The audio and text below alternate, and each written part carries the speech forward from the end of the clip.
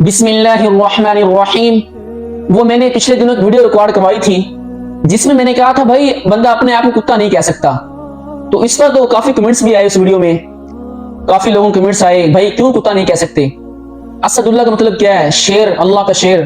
تو شیر بھی ایک خونخوار درندہ ہے، جانوروں پر حملہ کرتا ہے، وہ بھی ایک خونخوار درندہ ہے۔ تو اللہ تعالیٰ نے شیر کا لقب دیا ہوا ہے، اور بھائی شیر بہادری کی علامت ہے نا۔ شیر کا مطلب کیا ہے؟ بہادر۔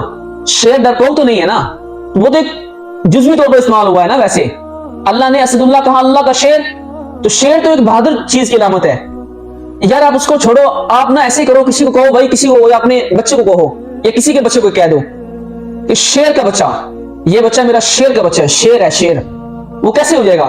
خوش ہوگا نا قریب کا۔ اور تم کسی کو کہو یہ اس کا بچہ ہے جو تم سمجھ رہے ہو، ٹھیک ہے، تو وہ کیا کرے گا؟ کتا تو گالی ہے نا۔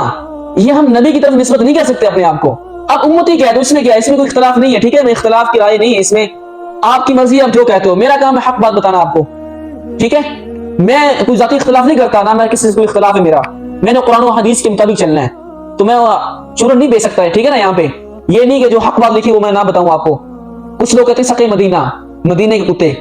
آپ کسی غیر مسلم کو بولیں جا کر کہ یار جو کریٹر ہے، اس نے جو پیغمبر بھیجا تھا، ہم اس کے کتے ہیں، تو وہ کیا نام ہے، مانے گا اس چیز کو؟ نہیں تسلیم کرے گا نا وہ۔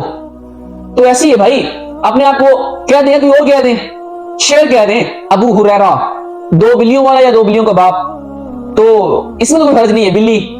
بلی کہہ دیا اس کو، آپ صلی اللہ علیہ وسلم نے جو لقب رکھا تھا، اس میں کوئی حرج نہیں ہے، کتے میں حرج ہے۔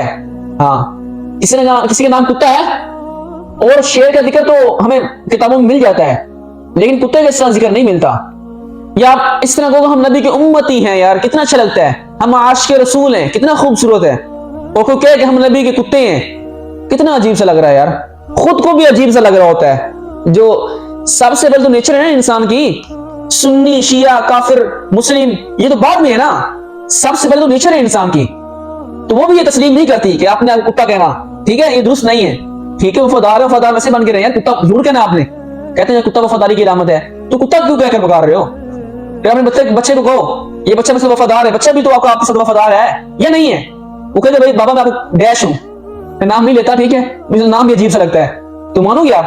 دو لگاؤ گے یار، کیوں کتا پکار رہا ہے تو بھائی چھوڑو اس بحث کو، ٹھیک ہے۔ آپ نے تسلیم کرنا ہے تو کر لیں، کہ میں آپ کے اوپر کوئی میرے تھوڑا نہیں لیا ہوا کہ بھائی یہ تسلیم کرنا ہے، ٹھیک ہے۔ تو آپ کا دل مانگتا ہے تو آپ کریں، تو کوئی اختلاف نہیں مجھے آپ سے، آپ بے شک کہیں، لاکھ دفعہ کہیں، ٹھیک ہے۔ اللہ پاک ہمیں صحیح معنوں میں قرآن و حدیث کے مطابق چلنے کی اور عمل کرنے کی اور اس پر زندگی گزارنے کی توفیق عطا فرمائے۔